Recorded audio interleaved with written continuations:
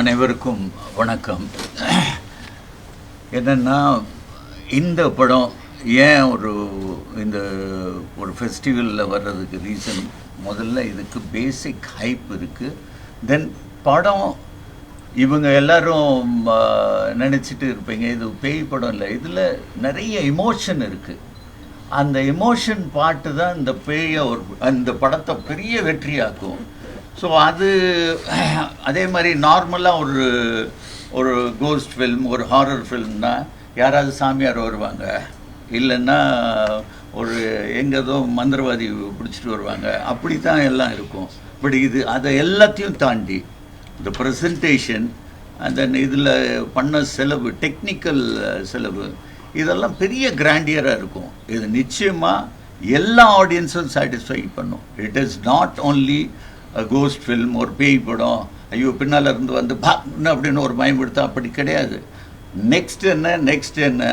அதே மாதிரி இந்த படத்தில் நான் நடிக்கிறதுக்கு காரணம், நம்ம டைரக்டர் எனக்கு இந்த கதை சொன்னதுக்கப்புறம், அதுக்கப்புறம் தம்பி கூட பழகினதுக்கப்புறம், அருள்நிதி கூட இருக்கும்போது ரொம்ப கம்ஃபர்டபுளாக இருந்துச்சு. Priya Bhavani Shankar, then Bobby producer, who is a real producer. வெறும் நம்பர்ஸை பார்த்துட்டு பண்ணுறது தான் இருந்துச்சுன்னா, பணம் இவ்வளோ போட்டுட்டோம், இதுக்கு மேலே லாபம் பார்க்கணும், அந்த ஒரு ஸ்கேலில் இல்லாமல் let us go beyond. So அந்த ஒரு கிராண்டியர் இந்த படத்தில் கண்டிப்பாக ஆடியன்ஸ் ஃபீல் பண்ணுவாங்க. கண்டிப்பாக இந்த ஆடியன்ஸுக்கு இது 100% சாட்டிஸ்ஃபை பண்ணும், அதில் டவுட்டே கிடையாது. வித் ஃபேமிலி பார்க்க வேண்டிய படம். இந்த படம் ஒரு ஒன் ஆஃப் தி கிளாசிக் ஃபில்மாக இருக்குன்னு எனக்கு நம்பிக்கை இருக்குது. நிறைய கிளாசிக் ஃபில்ம் நான் பண்ணியிருக்கேன்.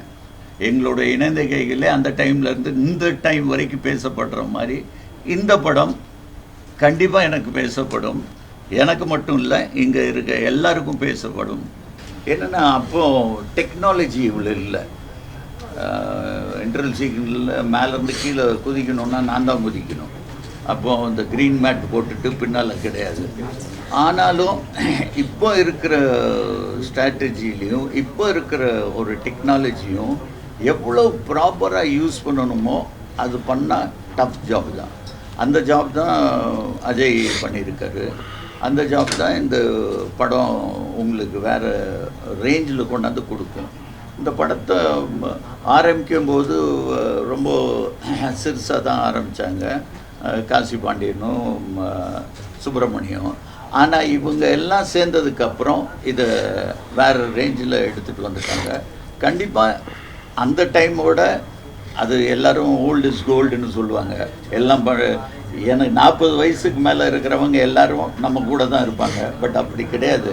டெக்னாலஜி மாறிட்டே வருது. We have to adapt. அந்த அடாப்ஷன் இந்த ஃபில்மில் இருக்குது. அந்த கிராண்டியர் இந்த ஃபில்மில் இருக்குது. ஸ்பெஷலி சொல்ல போனால் சாம் சிஎஸ் அவரோட பேக்ரவுண்ட் ஸ்கோர், அது இல்லாமல் Harish cinematographer, who's done a fantastic job. அவர் செட்டில் இருந்தால் பேசவே மாட்டார், இன்னொரு பேய் மாதிரி தான் சைலண்ட்டாக இருந்து வேலையை பார்த்துட்டு இருப்பார். ஸோ அந்த மாதிரி இந்த film technology wise it is upgraded. Thank you. செய்திகளை உடனுக்குடனும் துல்லியமாகவும் தெரிந்து கொள்ள சப்ஸ்கிரைப் பண்ணுங்கள்.